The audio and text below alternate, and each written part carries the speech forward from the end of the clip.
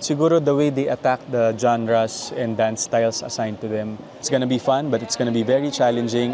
What's up, ATM? This is Alden Richards, your host for Stars on the Floor Season 2.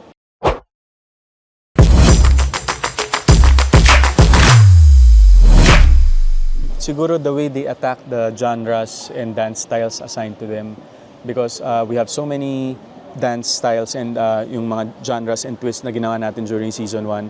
And I would like to see, of course, right now that this is a collaboration between the celebrity dance stars and P-pop idols. It's gonna be a different take kasi, of course, yung appreciation ng younger generation when it comes to these genres na meron tayo would be a different experience as well. Excited ako makita kung paano nila iti-take on yung challenge na yun.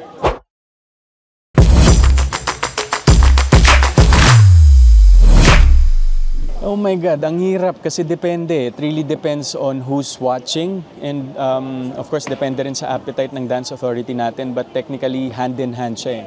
The technicalities and the emotionalities of each performances really matter.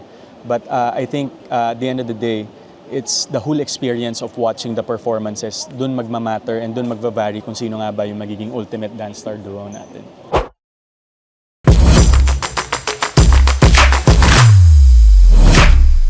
Yes, you're in for a ride, and thank you so much for accepting the challenge as well.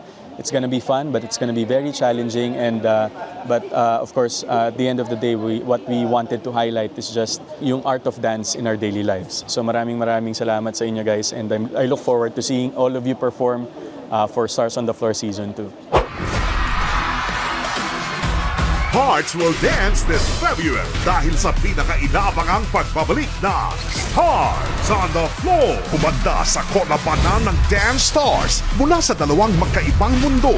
This time, magsasama-sama ang celebrity dance stars at ang mga dance stars from the world of P-pop. Joker of Verse 1, Zhao of Alamat, Sophia of Haya, Denise of Calista, Jeremy of Horizon.